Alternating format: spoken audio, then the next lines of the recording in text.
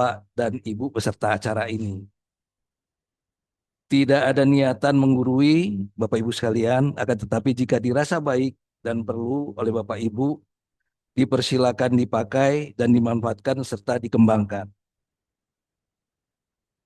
Baiklah Bapak Ibu sekalian, kita masuk ke materi. Materinya membangun SDM tangguh dan unggul untuk menyiapkan generasi perkebunan yang siap menghadapi disrupsi global. Ya, next. Ya, baiklah Bapak Ibu sekalian, bahwa saat ini perlu kita ketahui komoditas kelapa sawit sudah menjadi primadona dunia. Jadi tanpa disadari kita sudah ada di jenjang itu. Permintaan global terus meningkat. Konsumsi dunia sudah mencapai kurang lebih 75 juta ton per tahun. Dan pada saat ini Bapak Ibu sekalian, minyak nabati paling banyak dikonsumsi yaitu dari produk kelapa sawit menyumbang 30% konsumsi minyak nabati global. Perkembangannya Bapak Ibu sekalian yang terakhir, tidak hanya sebagai industri pangan, kosmetik, dan farmasi, tapi sudah berkembang menjadi ke industri biodiesel dan oleokimia. Ya, next. Next, Pak. Kita lihat juga Bapak Ibu sekalian, peran Indonesia di tingkat global ke atas ya lagi. Untuk produksi global, bangsa Indonesia 55 sampai 58%. Untuk ekspor global 50 sampai 55%. Untuk gabungan Indonesia dengan Malaysia itu di atas 80% dari kebutuhan dunia. Dan produksi dunia kurang lebih 80,7 juta ton. Sementara produksi Indonesia kurang lebih 46 sampai 40 juta ton. Next. Kemudian Bapak Ibu sekalian, industri sawit ke depan tidak mudah. Tantangan yang dihadapi, iklim tidak menentu. Kemudian nilai jual fluktuatif, persaingan global yang semakin intens. Terus, next. Kondisi perusahaan 10 tahun terakhir, Bapak Ibu sekalian, tanpa disadari posisinya 60% didominasi oleh perusahaan konvensional. 40% telah bertransformasi ke modern. Terus, next. Next, Pak. Bapak Ibu sekalian, bisa kita lihat di sini perbandingan perusahaan konvensional dan modern. Perusahaan konvensional yaitu kebanyakan ditempati oleh perusahaan ex Belanda dan atau dibangun di zaman Orde Baru, pengembangan di zaman Orde Baru dan atau milik petani. Bercirikan SDM berbasis padat karya, bahan pendukung bertumpu pada pupuk kimia yang harganya terus naik dan sering langka, logistik unit jauh dari pelabuhan atau kota, fasilitas jalan tidak memadai, dan fasilitas pabrik, kondisi tua, boros bahan bakar. Kemudian untuk perusahaan modern, yang dibangun 1-15 tahun terakhir, SDM efisien dan ramping sesuai kebutuhan, keberlanjutan memanfaatkan limbah cair dan padat untuk pupuk, dan untuk lokasi dekat atau memiliki pelabuhan, akses jalan sesuai kebutuhan. Untuk teknologi, pabrik kondisi baru dengan efisiensi tinggi. Ya, next.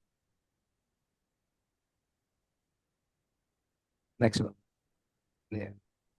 Kita lihat juga Bapak Ibu sekalian perbandingan perusahaan konvensional dan modern dari biaya produksi. Dapat kita lihat di sini Bapak Ibu sekalian, untuk biaya SDM kebun dan pabrik itu mencapai 40%. Tetapi untuk yang modern bisa ditekan sampai dengan 25%. Kemudian untuk bahan pendukung seperti pupuk dan bahan kimia lainnya, untuk konvensional itu mencapai 30% dan untuk yang modern bisa ditekan sampai 20%. Dan untuk transport, logistik, energi dan pabrik, Bapak Ibu sekalian, untuk konvensional itu mencapai 20% dan untuk yang modern bisa ditekan sampai dengan 10%. Next. Kemudian untuk iklim 10 tahun terakhir, Bapak Ibu sekalian, ini perlu kita sadari bahwa ada dua kondisi ekstrim yang berpengaruh terhadap produktivitas tanaman kelapa sawit di Indonesia, yaitu ekstrim kering, yaitu El Nino, di mana produksi TBS turun, rendemen CPO turun, pembentukan bunga buah terhambat, resiko kebakaran meningkat. Kemudian untuk ekstrim basah, La Nina, panen terganggu, buah overripe, kualitas turun, jalan rusak, angkutan terhambat, pabrik idle capacity. Dari data ini Bapak Ibu sekalian bisa kita lihat bahwa yang normal dari 10 tahun terakhir dari 2015 sampai 2025 yaitu hanya terdapat pada tahun 2016, 17, 18 dan tahun 2024 sampai dengan 2025. Selebihnya kita dipengaruhi oleh dua iklim ekstrim tersebut. Next. Kemudian untuk harga rata-rata CPO dan kernel 10 tahun terakhir bisa kita lihat Bapak Ibu sekalian, tahun 2018 tahun 2016 sampai 19 harga rata-rata CPO 8.000 sampai 9.000, kernel 5.000 sampai 5.500. Akan tetapi di tahun 2021 dan 2022 ada lonjakan harga, CPO mencapai 16.000 Bapak Ibu sekalian, sementara kernel sekitar 10-an ribu. Nah, hal ini tidak bisa kita jadikan pegangan karena ini kondisi tidak normal akibat pandemi COVID-19 dan perang Ukraina. Dan tahun 2023 sampai dengan 2025 harga rata-rata CPO 12.000 sampai 14.000. Kernel 8.000 sampai dengan 9.000. Jadi harga kalau kita lihat di sini eh, mungkin yang terbaik ya ke depannya, masih ada peningkatan dan yang lainnya karena sudah menjadi kebutuhan dunia. Terus next. Bapak Ibu sekalian, untuk itu Bapak Ibu sekalian, SDM merupakan penggerak utama semua sistem bisnis. Ini yang perlu kita sadari bersama.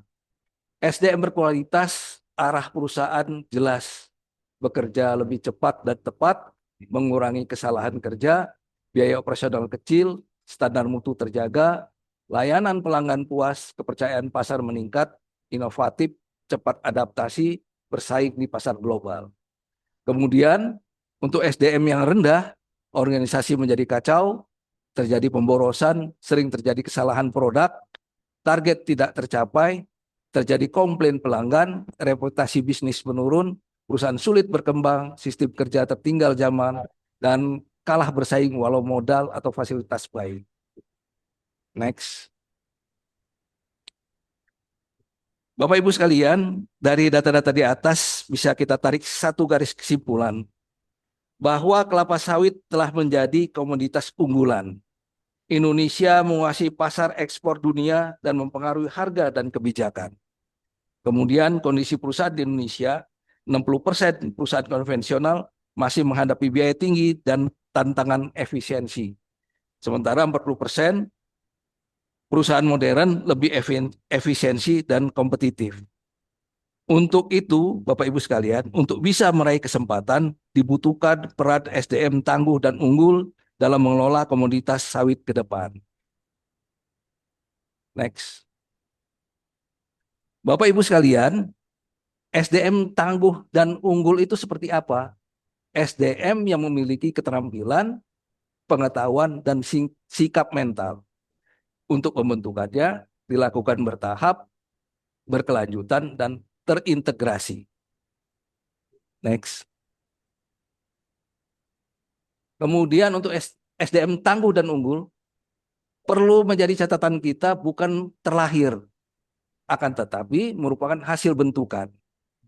Nah, untuk pembentukan Bapak Ibu sekalian, dapat berhasil jika punya komitmen kuat untuk berubah, mau dari atas sampai dengan yang terbawah. Terus kemudian jujur pada diri sendiri, besar hati menerima kritik dan masukan, tidak mudah lelah atau menyerah. Karena di sini dibutuhkan waktu yang panjang, yang kita rubah adalah karakter kita atau kebiasaan kita. Konsepnya Bapak Ibu sekalian, fokus pikiran dan perhatian yang akan kita rubah akan menghasilkan tindakan. Tindakan diulang-ulang akan menghasilkan kebiasaan. Kebiasaan terus kita laksanakan akan melebur dalam diri kita, membentuk karakter dan akhirnya menjadi citra diri. Next. Untuk pembentukan SDM tangguh, Bapak sekalian, ini harusnya ada 3 tahap. Jadi kalau saya bercerita dalam satu unit usaha, ini ada 3 tahap. Yang pertama tahap leader, yaitu manajer dan askep atau diri sendiri. Kedua supervisor, yaitu asisten dan mabes. Kemudian 2 level di bawahnya, pelaksana, mandor, operator, dan karyawan. Dengan harapan Bapak Ibu sekalian, di hasil akhirnya leadernya kuat, supervisi kuat, pelaksana disiplin dan terampil. Oleh sebab itu sudah menjadi tim tangguh dan unggul. Ya, silakan terus. Bapak Ibu sekalian, untuk menentukan dari diri sendiri, jadi mungkin karena waktunya terbatas, saya batasi dalam pembentukan diri sendiri, SDM tangguh dan unggul untuk tingkatan manajer dan askep. Yang pertama, tetapkan syarat-syarat ideal pada posisi manajer dan askep. Nah, untuk syarat-syarat ideal ini Bapak Ibu sekalian bisa ditambah dan kurangi sesuai dengan bagiannya. Contoh di sini Bapak Ibu sekalian, untuk karakter, indikatornya disiplin, konsisten, jujur. Untuk kompetensi, teknis, analisis, problem solving. Untuk kepemimpinan, mengarahkan tim, tegas, adil. Untuk produktivitas, hasil kerja nyata, target tercapai, efisiensi, konsistensi output. Untuk kesehatan, fisik dan mental. Untuk penguat, spiritual dan relasi. Nah, sebagai contoh tadi Bapak Ibu sekalian, saya katakan bisa ditambahkan, jika umpamanya di bagian umum, untuk penguat mungkin selain spiritual dan relasi, bisa ditambahkan umpamanya entertain dan yang lainnya. Saya rasa demikian Bapak Ibu sekalian, jadi nanti bisa disesuaikan. Ya, silakan next. Kemudian Bapak Ibu sekalian, setelah syarat-syarat ideal pada posisi tadi kita ketahui, kita dapatkan, kemudian kita menetapkan siapa saya. Nah, untuk itu Bapak Ibu sekalian, untuk menentukan siapa saya, jadi apa kelebihan kita, apa kekurangan kita, ini penilaian itu melalui dua cara. Yang satu melalui diri sendiri, yang kedua melalui orang lain. Nah, untuk melalui diri sendiri Bapak Ibu sekalian, ini faktor kebenaran hanya 60-70%. Jadi ada 30-40% yang tersembunyi atau bias yang tidak kita ketahui. Dan yang bias ini saya contohkan Bapak Ibu sekalian ya. Ini mungkin pada saat saya dahulu ya. Mungkin saya merasa sosial. Jadi karyawan di bawah saya itu kadang-kadang hampir setiap hari saya kasih uang, umpamanya seperti itu ya. Umpamanya saya kasih umpamanya 1.000, 1.000, 1.000, umpamanya seperti itu. Saya merasa sudah sosial, tetapi tanggapan dari karyawan yang ada di bawah mungkin berbeda Bapak Ibu sekalian. Ini kalau diterima untuk bayar parkir nggak cukup, dibeli makanan nggak cukup, tetapi kalau nggak kita terima, bagaimana hubungan kita sama atasan nantinya? Nah inilah Bapak Ibu sekalian yang tersembunyi yang tidak terlihat oleh kita. Yang nantinya dibantu oleh orang lain supaya muncul dan bisa kita tahu posisi kita ada di mana. Nah caranya seperti apa untuk diri sendiri? Karena saya Muslim Bapak Ibu sekalian, itu melalui puasa, sholat malam, merenung, ya. Nah, tapi yang paling penting harus jujur apa adanya. Jadi untuk membangun diri kita harus jujur terhadap diri kita. Terus kemudian yang dibantu orang lain, Bapak Ibu sekalian. Nah, untuk dibantu orang lain ini, Bapak Ibu sekalian, ya, kita mencari 10 orang terdekat yang mengetahui diri kita. Jadi 10 orang itu bisa dari keluarga kita, atasan dan bawahan kita atau rekan sekerja kita. Faktor kebenarannya hanya 30-40%. Jadi ada 60-70% yang tidak terlihat. Jadi hanya kecil sebenarnya persen yang dari bantuan dari orang lain. Nah, ini Bapak Ibu sekalian perlu kita ketahui ya bahwa yang 30 yang ada 60-70% yang tidak terlihat, ini saya gambarkan. Mungkin Bapak Ibu sekalian pada saat pernah di kebun dulu, setiap maghrib itu Krani produksi membawa laporan produksi ke rumah. Dan terlihatlah pada saat di situ, mungkin bertanya sama RT sama orang rumah, bahwa saya sedang sholat berjemaah dengan anak-anak. Nah, mungkin berpikiran bahwa kita agamanya umpamanya sudah kuat dan yang lainnya. Tetapi lupa pada saat kita di kantor, karena kenakan rapat, kadang-kadang sholat pun terlewati. Nah, inilah Bapak Ibu sekalian, yang kadang-kadang orang lain juga tidak bisa membaca 100% tentang kita. Jadi hanya 30-40% yang tahu tentang diri kita. Nah, caranya bagaimana? Dengan cara membagikan lembaran item penilaian. Nah, lembar penilaian nanti ada di bawah Bapak Ibu sekalian, dengan catatan nanti di item penilaian itu kita kasih skor, ya skor rendah itu 0 sampai 5, terus kemudian sedang 5 sampai 7 dan besar dari 8 itu tinggi. Next berikutnya. Nah, inilah yang saya sampaikan jadi lembar penilaian. Jadi di sini contoh yang di atas tadi Bapak Ibu sekalian, untuk uraian ya, untuk karakter ada disiplin, tahan terhadap tekanan, konsistensi, jujur ya. Di sebelah kanan ada skor ya. Skornya rendah, sedang dan tinggi. Begitu terus sampai dengan ke penguatnya tadi. Ya, next. Ya, terus lagi, next. Nah, kemudian Bapak Ibu sekalian, setelah lembaran tadi kita dapatkan, terus kita masuk evaluasi penilaian. Untuk penilaian diri sendiri, hasil penilaian dirangkum berdasarkan kategori rendah, sedang, dan tinggi. Tadi Bapak Ibu sekalian ya. Terus kemudian penilaian orang lain hasilnya sama, dirangkum rendah, sedang, dan tinggi. Nah, akan tetapi Bapak Ibu sekalian, untuk pengolahan hasil dari penilaian dari orang lain berdasarkan 10 penilai yang kita ambil tadi dari orang-orang terdekat kita, jika 3 penilai memberikan nilai rendah atau sedang atau tinggi, ini bisa kita abaikan, ya. Jika 4 sampai 5 penilai memberi nilai rendah, sedang atau tinggi, ini dipertimbangkan. Jadi dipertimbangkan ya. Jadi terus kemudian jika lebih besar ini harusnya lebih besar dari 5 ya. Lebih besar dari 5, penilai memberi nilai rendah, sedang atau tinggi diterima sebagai evaluasi utama atau direkomendasikan. Nah, inilah Bapak Ibu sekalian, kira-kira seperti itu cara penilaiannya. Nah, untuk itu Bapak sekalian ya, setelah penilaian sudah kita dapatkan, penilaian itu kita padukan untuk memperoleh hasil yang objektif.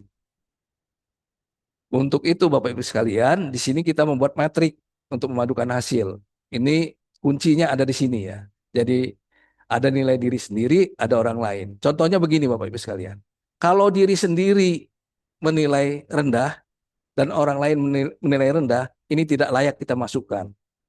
Kalau diri sendiri menilai sedang, orang lain menilai rendah, itu tidak layak juga kita masukkan.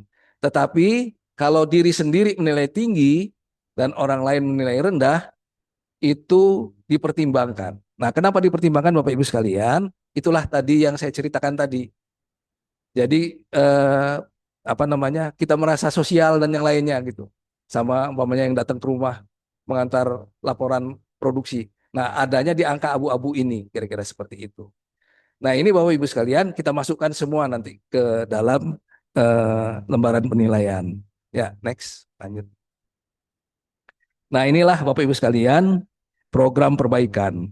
Yang pertama di sisi kiri, kita lihat lembar hasil paduan hasil penilaian. Ini contoh untuk karakter, disiplin. Nah, disiplin di sini nilainya skornya sedang. Maka masuk ke lembar program perbaikan, di lembar perbaikan itu masuk ditingkatkan. Ya, jadi disiplin harus ditingkatkan. Karena dia sedang harus ditingkatkan. Kemudian yang kedua, tahan terhadap tekanan. Di skor dia nilainya tinggi. Nah, ini Bapak Ibu sekalian, di lembar perbaikan dimasukkan dipertahankan karena ini sudah menjadi citra diri kita. Terus kemudian Bapak Ibu sekalian, di poin ketiga konsisten. Ya, ini rendah. Di lembar perbaikan dibentuk dan ditata ulang. Jadi dibentuk ditata ulang ya. Karena rendah harus seperti itu. Nah, terus kemudian yang keempat, Bapak Ibu sekalian, jujur. Ini contoh ya. Nilainya sedang, skornya untuk perbaikan kita masukkan untuk ditingkatkan. Terus naik. Bapak Ibu sekalian, jadi pada karakter tadi ya, yang saya ambil contoh, kita hanya ngambil sampel di karakter saja. Untuk konsistensi dengan skor rendah. Ini contohnya tadi ada konsistensi skornya rendah. Ini harus dibentuk dan ditata ulang dan ditetapkan konsistensi yang seperti apa yang diharapkan. Contohnya konsistensi kita yang rendah itu adalah ucapan dan tindakan tidak sesuai. Maka ditata ulang menjadi ucapan harus sama dengan tindakan. Jadi kita masukkan nanti ucapan itu harus sama dengan tindakan. Jadi nggak boleh lagi ucapan kita tidak sama dengan tindakan. Terus kemudian untuk subdisiplin dengan skor sedang. Nah, ini harus ditingkatkan. Contohnya apa disiplinnya? Disiplin itu kehadiran tepat waktu hanya 70%. Maka kita sepakat ditingkatkan kehadiran tepat waktu minimal 90%. Nah, kemudian ada satu lagi sebagai contoh ya, pada sub tahan terhadap tekanan dengan skor tinggi. Nah, ini harus dipertahankan Bapak Ibu sekalian karena sudah menjadi citra diri kita. Jadi Bapak Ibu sekalian, besar harapan kami apa yang rendah dan sedang tadi naik ke tinggi dan menjadi citra diri. Terus kemudian terus kemudian tahap perbaikan Bapak Ibu sekalian. Setelah semua kita siapkan di data perbaikan, Bapak Ibu sekalian, kita laksanakan perbaikan selama 3 bulan. Dengan konsep kita berpikir fokus pada hal yang akan kita perbaiki. Dengan berpikir fokus dengan akan yang kita perbaiki akan menghasilkan tindakan yang kita perbaiki. Jadi contohnya kita berkeinginan bahwa kehadiran rapat itu tepat waktu di atas 90%. Oleh sebab itu kita berusaha harus 90%, harus sebanyak mungkin kita hadir tepat waktu. Dan jika perbuatan itu diulang-ulang, Bapak Ibu sekalian, akan menjadi suatu kebiasaan. Kebiasaan diulang-ulang akan membentuk karakter kita dan menjadi citra diri kita. Nah, inilah Bapak Ibu sekalian, kira-kira seperti itu. Nah, terus kemudian Bapak Ibu sekalian, untuk penilaian diri sendiri, ini ya Bapak Ibu sekalian, setelah 3 bulan itu kita evaluasi. Nah, siapa yang mengevaluasi? Yaitu orang terdekat dari kita, yaitu mungkin istri dan diri kita. Karena ini mungkin kalau orang lain mungkin nggak tahu tentang diri kita, tapi yang terdekat insya Allah itu lebih tahu tentang diri kita, istri kita, atau pendamping hidup kita, dan diri kita. Nah, dari penilaian ini Bapak Ibu sekalian, jika hasil perbaikan itu nilainya di bawah 50%, nilainya kurang. Kita ulangi lagi 3 bulan lagi, Bapak Ibu sekalian. Langkah-langkah yang sudah kita laksanakan tadi. Nah, tetapi ya, jika penilaian itu hasilnya di atas 50-70%, nilainya sedang, Bapak Ibu sekalian, Bapak-bapak sudah bisa membangun SDM tangguh dan unggul untuk tahap yang kedua, untuk di tingkat asisten, mabes, dan krani kepala. Ya, Bapak Ibu sekalian. Dan diteruskan lagi 3 bulan kemudian untuk ditingkatkan lagi. Kita laksanakan lagi sampai dengan hasilnya maksimal. Sampai dengan di atas 70%, Bapak Ibu sekalian. Terus kemudian Bapak Ibu sekalian, jika nilainya pada saat itu kita nilai di atas 70%, ini sudah tinggi Bapak Ibu sekalian, dipertahankan, dikembangkan, dan Bapak Ibu sekalian sudah langsung bisa membentuk SDM tangguh dan unggul di tahap keduanya, ya, di tahap asisten, mabes, dan krani. Nah, untuk tahap kedua, Bapak Ibu sekalian, untuk supervisi, ya, supervisor, tahap kedua, ini mengapa menjadi pertanyaan, kok harus manajer dan askep pada posisi penilaian sedang sampai tinggi? Karena posisi askep dan manajer itu menjadi coaching dan konseling di tahap berikutnya. Jadi harus posisinya harus sudah menguasai, kira-kira seperti itu. Ya lebih baik memang lebih tinggi ya pada posisi penilaian tinggi. Nah, terus kemudian Bapak Ibu sekalian, ini sama dengan tahapan berikutnya. Jadi kalau masih kurang diulangi lagi dan yang lainnya. Terus kemudian Bapak Ibu sekalian, jika asisten mabes krani kepala sudah pada level sedang sampai tinggi juga, sudah bisa membentuk level 2 di bawah kita. Jadi untuk pelaksana, jadi mandor, operator, dan karyawan. Kita laksanakan sama Bapak Ibu sekalian, sama dengan tahap kedua dan tahap pertama. Dan setelah kemudian semuanya dilaksanakan, kita evaluasi menyeluruh Bapak Ibu sekalian. Kalau mamanya hasilnya sedang, harus kita tingkatkan sampai ketemu tinggi Bapak sekalian, penilaian tinggi. Pada saat mencapai tinggi Bapak sekalian untuk dipertahankan dan dikembangkan, dan pada unit usaha Bapak sekalian sudah terdiri dari SDM-SDM tangguh dan unggul. Ini besar harapan dari perusahaan. Itu mungkin Bapak sekalian yang paling penting. Dan apa indikator keberhasilan? Ya, next. Indikator keberhasilannya Bapak sekalian untuk diri sendiri atau di level leader, ya, konsisten keputusan dan tindakan.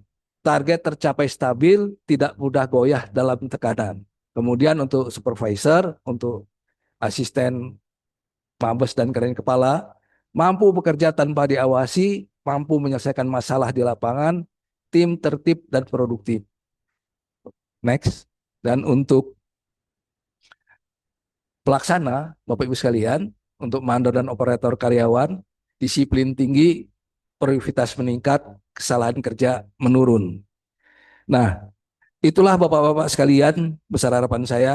Dan untuk Bapak-Bapak mungkin yang sudah levelnya tinggi, ya untuk Pak manajer dan yang lainnya, mungkin sudah bisa melihat apa jenjang karir ke depan dan bisa menerapkan lagi syarat-syarat apa untuk di atas kita lagi. Seperti itu. Nah, itu kita buatkan lagi.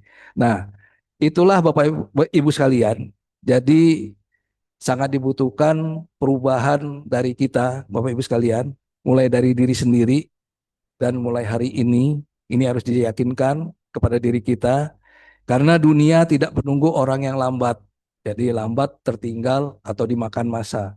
Kesempatan besar di industri sawit masih terbuka, tetapi hanya untuk SDM yang siap bertarung. Kemudian, Bapak Ibu sekalian, jadilah generasi yang tidak mudah menyerah, yang siap belajar, siap memimpin, membawa industri ke level dunia. Saya yakin Bapak Ibu sekalian, bersama kita tumbuh berkelanjutan untuk masa depan yang lebih baik. Saya rasa demikian. Next.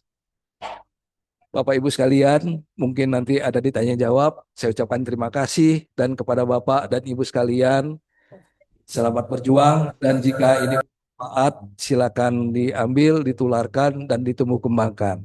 Terima kasih.